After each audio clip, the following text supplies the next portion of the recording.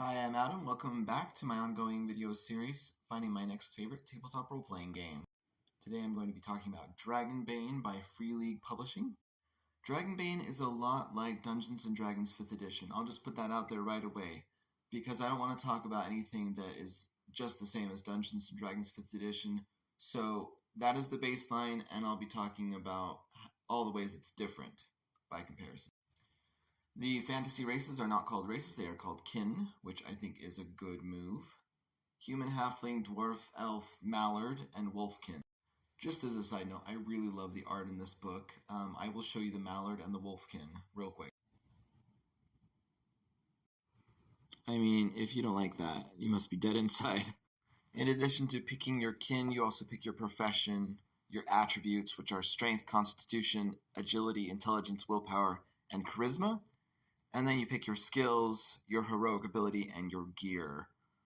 Profession is like a background. Attributes are like ability scores. Skills are the same.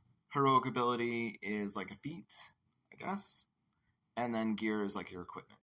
Whenever you attempt to hit something in combat or attempt something, you roll a d20. But unlike D&D 5th edition, a lower roll is better than a higher roll. So you want to roll as low as possible, a 1 being the best. In fact, rolling a 1 is what they call a dragon, which is a lot like a critical hit. And then rolling a 20 is called a demon, which is bad.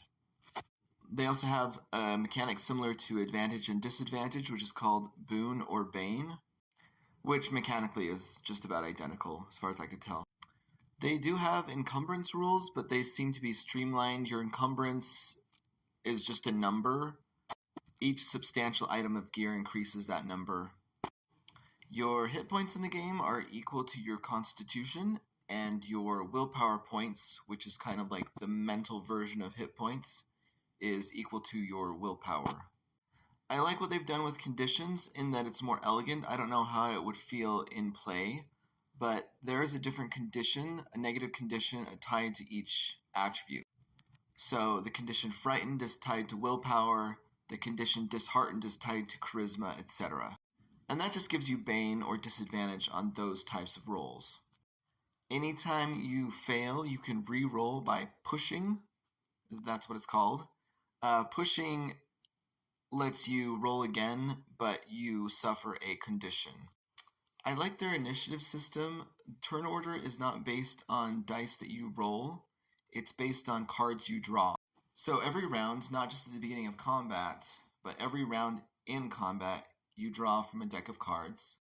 The GM also draws for all of the monsters or antagonists involved.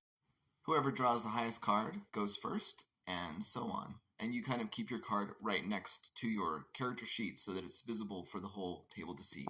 You can even swap cards. If you're not ready, you want the fighter to go first. If there is a fighter class in this game, I can't remember.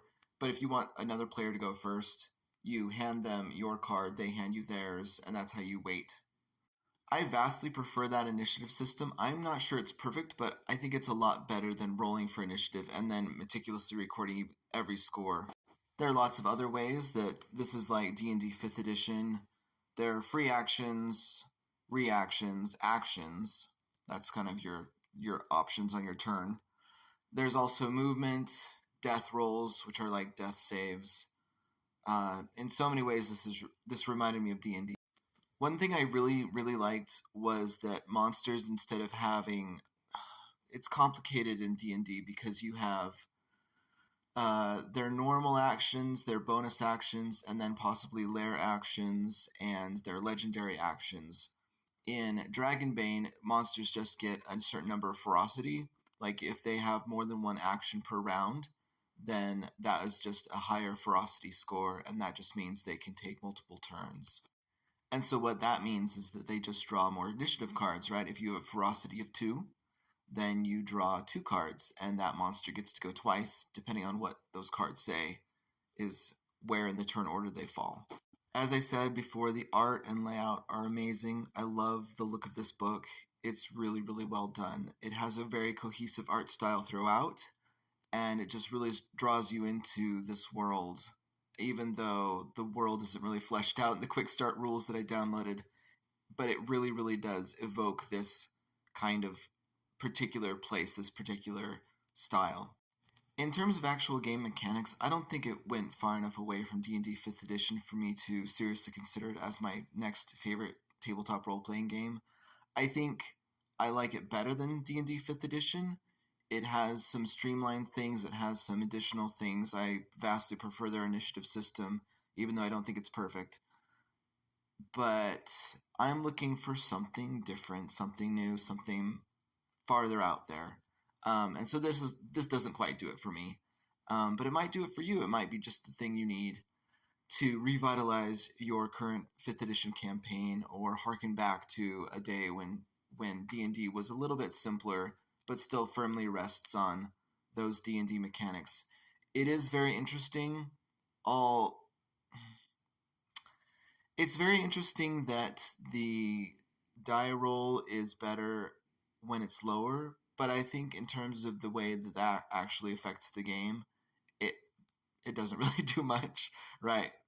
Just inverting the number scale in your mind, 1 is better than 20.